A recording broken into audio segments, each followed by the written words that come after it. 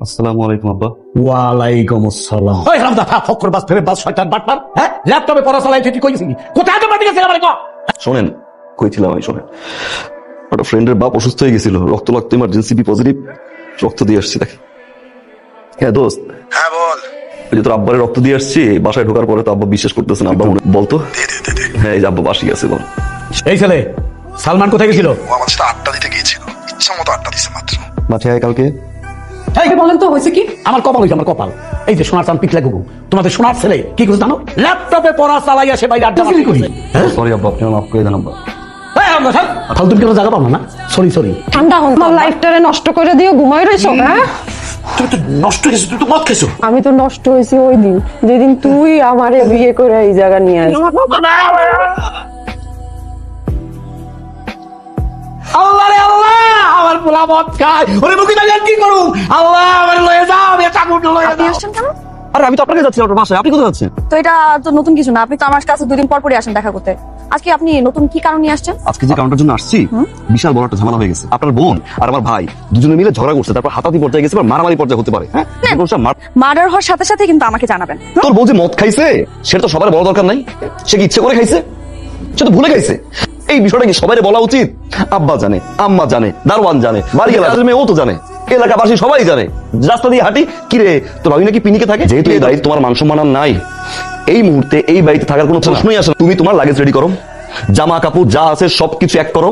1 মাসের জন্য তোমার বাড়িতে চলে যাবো। তুমি, আমি, তোমার বোন 3 জনের সাথে আড্ডা দিব, দরকার পর লুডো খেলবো। তাও তুমি এই বাড়িতে আসবে না।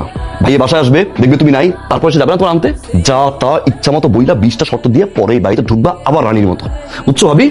আরে আপু তুই? হ্যাঁ, তোর কোনো সমস্যা আছে? আমার শুনি কই শুনি তোর বাবার বাড়ি গেছে, কিছু বলে নাই? কি তুই কই জানে না তো? হ্যাঁ দেখি ভাবিরে এমন কান পড়া দিছে, ভাবিরে বলছিল তোমার বাহির বাড়ি দিয়ে আসি, এই কথা বললে ভাবিরে নিয়ে গেছে। আব্বা দেখছেন, আব্বা দেখছেন আমি আর কত দূর যেতে বাবা। ও কিসের মিষ্টি?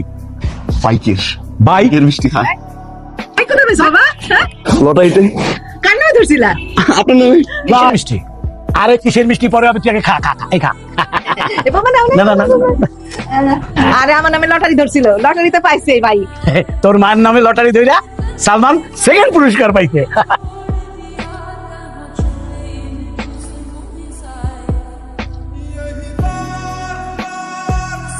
আপা এটা চোর, আমার ড্র থেকে টাকা চুরি করে মোটরসাইকেল গেছে। আপা ভাইয়া একদম ফালতু কথা বলবো না কিন্তু ভাইয়া। কিসের ফালতু কথা? আব্বা আপনি কিছু বলবেন না? কি বলবেন না? ও যে তোর টাকা চুরি করছে, তোর কাছে কোনো প্রমাণ আছে? এই যে টাকা, এই টাকা দেখে আমি বুঝছি এটা লটারিতে পাই নাই। লটারি থেকে পুরো মোটরসাইকেল দাও। আপা হ্যাঁ কিনছি, তোমার টাকা দিয়ে কিনছি। নিব না কি করবো? ডয়ারটা তো ফাঁক করে রেখে গেছিলা। হ্যাঁ মনে হচ্ছে টাকাগুলো আমাদের টাকাই আছে। আরে বাবা আমার জায়গায় যদি আজকে অন্য কেউ থাকতো, কোনো চোর ঢুকতো, এই টাকার কোনো সন্ধান পাইতো? আমি তো বাইক কিনে নিয়ে আসছি। একেবারে চলে যাচ্ছে পাশে ছেড়ে, একেবারে চলে যাচ্ছি মানে তুই কি করবো? আপনাদের অত্যাচার বসে বসে সহ্য করবো? আপনার ছেলের অত্যাচার সহ্য করবো? আপনার ছেলে মুরগি দিছে, মুরগি টাকা দিলা, মাছ দিছে, মাছের টাকা দিলা, সবজি দিছে, সবজি টাকা দিলা। আমার অফিসের টাকা আমার ড্রয়ার থেকে চুরি করে নিয়েছে, মোটরসাইকেল দিচ্ছে, আমার বউকে মদ খাওয়া দিয়েছে। আপনার ছেলে আমার বউকে কার্পোরেট দিয়ে শ্বশুরবাড়ি পাঠিয়ে দিয়েছে। ঠিক আছে বাবা, এত কিছু। আপনার ছেলে আমার শ্বশুরবাড়ি থেকে আমার শাড়ি ঘর ভেঙে দিয়েছে। কি সুন্দর একটা শব্দ ছিল, একটা ভালো ছেলের সাথে বিয়ে ছিল, সেটা ভেঙে দিয়েছে। আমার শ্বশুর থেকে আমাকে দুনিয়ার অত্যাচার করছে। এরপর আমার এখানে থাকতে আইকা আপনাকে, মাকে আর আপনার গুরুদের ছেলেকে খাওয়াবো, আমি আর খাওয়াতে পারবো না। তুই আমাদের খাওয়ানোর খোটা দিলি, ঠিক আছে, তোকে আর আমাদের বসিয়ে বসিয়ে খাওয়াতে হবে।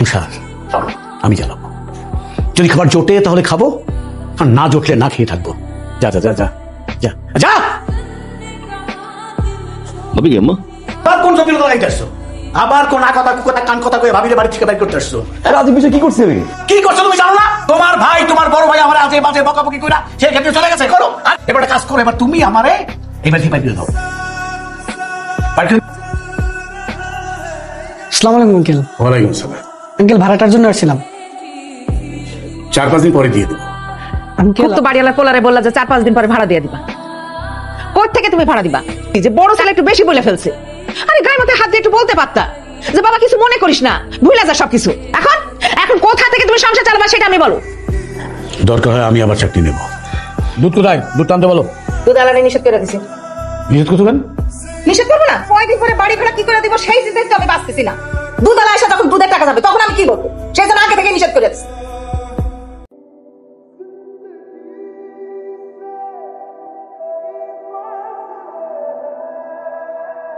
আপনি? হ্যাঁ বাধ্য হয়ে আসছি। আমি আপনাকে কত ফোন দিয়েছি, আপনাকে কোথাও পাচ্ছি না। ঝামেলা ছিল। ভালো আছেন আপনি?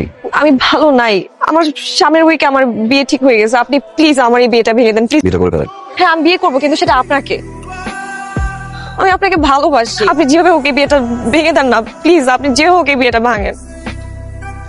সরি, আপনি বিয়েটা করে ফেলেন। আমি আপনাকে ছাড়া বাঁচবো না। পৃথিবীর সব প্রেমিকারাই বিয়ের আগে ঠিক এই কথাটাই বলে তার প্রেমিককে, কিন্তু বিয়ের পরে তারাই আগে ভুলে যায় নতুন সংসার, নতুন স্বপ্নের উপরে সবকিছু ভুলে যায়।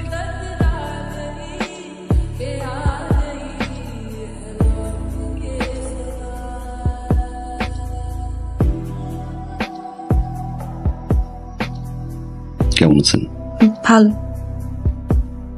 আপনি?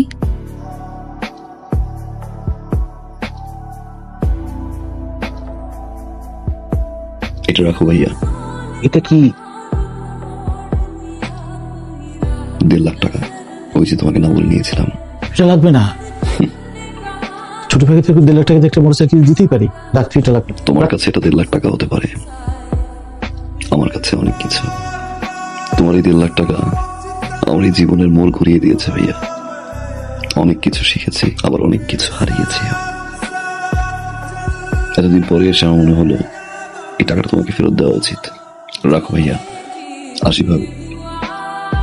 বসবি না, কিছু খাবি? মা, আগামী 15 তারিখে আমাদের ফ্লাইট। আলহামদুলিল্লাহ আমরা হজ যাচ্ছি। আলহামদুলিল্লাহ। আলহামদুলিল্লাহ। তো বাবা একটা দেনা ছিল তো, দিয়ে আসছি। খুব ভালো করেছিস বাবা। হজ থেকে এসে ইনশাল্লাহ বাবাকে নিয়ে সিঙ্গাপুর যাবো। হার্টের ট্রিটমেন্ট ওইখান থেকে করে নিয়ে আসবো। এই যে সবাই মিলে আমরা হজ করতে যাইতেছি, কতগুলো টাকা খরচ হলো, তারপর তুই দেনাটাও শোধ করলি। মানে দেশের মধ্যে একটা ভালো ডাক্তার দেখাইলে ভালো হইতো না? এত কিছু করতে হবে না, আমি যতদিন আছি তোমাদের সেবা করে যাও। সারা জীবন তো চালাই গেছি, এবার একটু সেবা করার সুযোগ দাও। আমার বাবা, আমরা তোর বাসায় রাখুক বাবা।